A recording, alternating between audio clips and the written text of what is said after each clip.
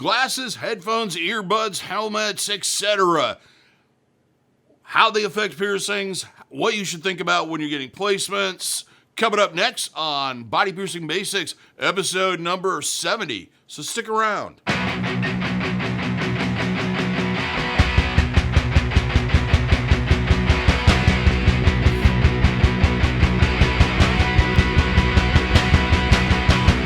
For those that are new to the channel, my name is DaVo. I'm a professional body piercer and have been since 1994. I own and operate the Axiom Body Piercing Studio, located here in Des Moines, Iowa, inside Skin Kitchen Tattoo. So when I talk to you about these things, I'm talking to your level of expertise as somebody that's been in the industry for well over 26 years.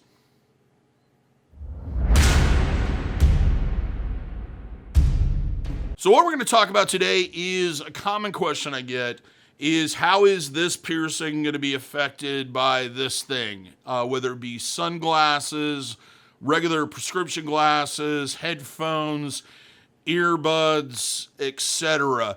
I'm going to go through each one of these. One of the things you always want to consider when you're getting a new piercing is how these things are going to affect and how daily life is going to be affected by that piercing.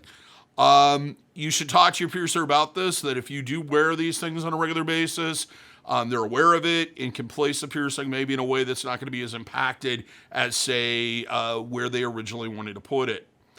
Now, this can vary from person to person because our anatomy is so vastly different.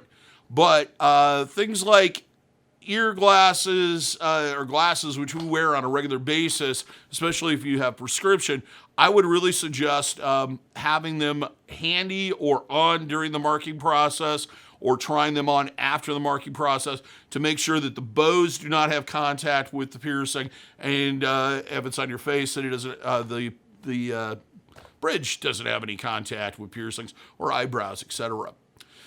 So I'm going to break this into headgear and etc. We're going to start off with glasses. The piercings that are mostly impacted by glasses are Helix piercings, forward helixes in any helix that's done along the edge.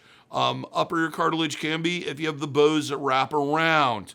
Also, conch piercings can be affected. Nostril piercings can be affected. It's one of those piercings I don't do and I don't really particularly care for, but if you're getting a bridge piercing, you should really consider that beforehand, that if you put on glasses, it's going to have constant contact with it. Eyebrow piercings usually aren't impacted a lot, but it is always a possibility. So you should take that into consideration when they mark the piercing and how close your glasses are to your face. Now let's deal with over-the-ear headphones. Over-the-ear headphones tend to wrap around. They have a lot of impact. They have a lot of contact area.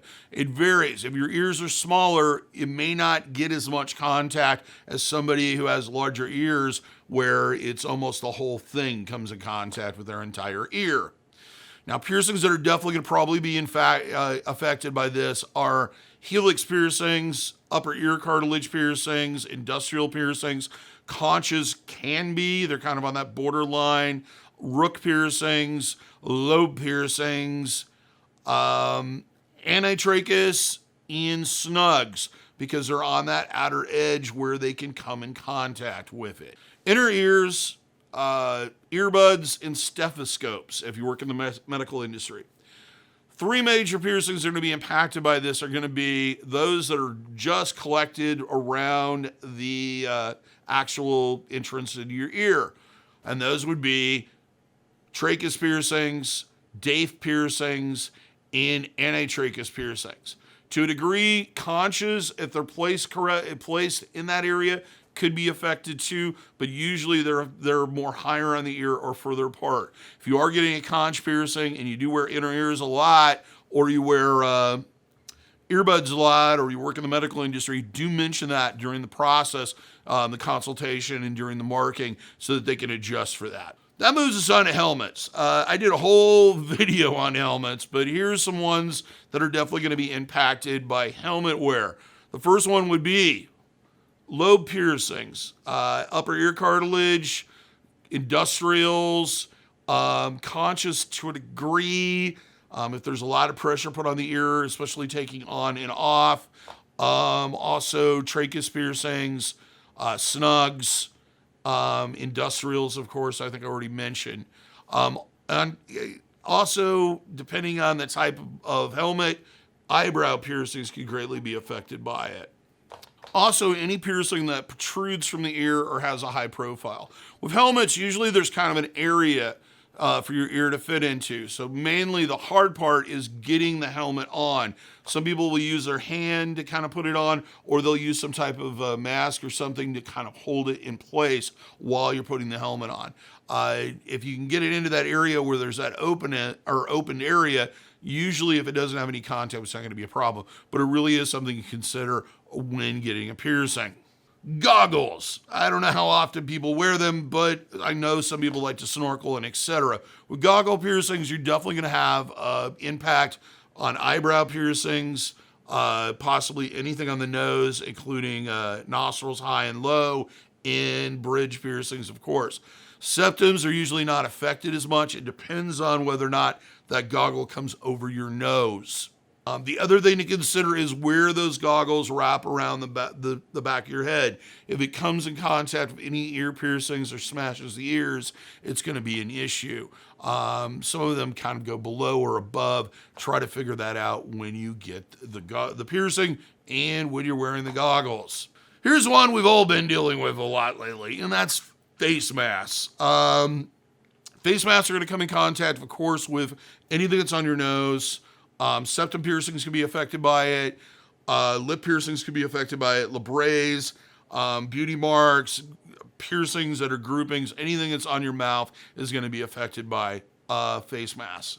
Especially the rigid ones or industrial ones, they're going to be a little bit more prone to causing problems. So make sure there's enough room in there for space for the jewelry if you have to wear that on the job on a regular basis. I know I probably missed a few other head accessories, but I think that does a pretty good job of kind of breaking down some of the more common ones. The biggest things to consider when getting a piercing, if you do have these things in your life on a regular basis, is the profile of the jewelry. Is it a larger piece? Is it going to come in contact with stuff more than a smaller piece? Is there an option to put something smaller in there or something that has a lower profile? For example, if you're doing any piercing, upper ear, etc., conch, any of those lobes, if you do it with a post opposed to doing it with a ring, it's going to have less contact with things and less parts of that jewelry to get snagged on or caught on. The other thing to consider is very cautious when you're applying or putting on these things that you're not bumping and coming in contact with the jewelry on a regular basis. One other thing is disinfect those materials on a regular basis. I know I didn't get into baseball caps, but they can kind of ride a little bit low in headbands too. Make sure that you're cleaning them on a regular basis. They tend to collect a lot of sweat and dead skin cells and etc. And we really don't think about it. And usually sweat isn't an issue, but when it sits on a material, soaks into a material, and sits there for a long period of time, bacteria can start to develop. That's why it starts stinking. So cleaning those on a regular basis is a good idea. The same thing goes for headphones and etc. Also, do not share items of other people while you have a healing piercing. After the piercing heals, these type of things can affect them, but not as much so as during the healing process. But when picking out jewelry to wear on a long-term basis, if you do wear some of these items on a regular basis, I keep saying regular basis over and over again, if you wear them all the time, make sure that the jewelry that you're picking has no sharp edges, points, or things that catch on them. Also, make sure that it's a low profile and tight to the piercing so that you don't have to worry about as much contact. I hope you found this helpful. If you did, give me a thumbs up. If you liked it, we like it when you like it, so let me know by liking it. If you haven't subscribed already, please subscribe, hit that notification bell so you're notified every time we post a video. If you have a question, maybe I brought up one, or maybe I didn't explain things clear enough for you, or what have you, or maybe it's something unrelated entirely, please leave a comment. I usually answer them when I do have time, and other people answer when they have the answer. That's part of the goal, is kind of to build a community, to kind of take, so we don't share good information when we can. If you like swag, if you like t-shirts, you like hats, you like stickers, you like all that kind of stuff, check out our merch store. Link is in the description along with a merch shelf. Lots of different designs there, various different colors in various different styles. Check that out. Till next time, here's hoping all your piercings heal with ease and without a single issue. And if you're in the Des Moines, Iowa area, I hope to see your body piercing needs in the future. Have a good day, everybody. Stay safe, stay healthy, and wash your hands.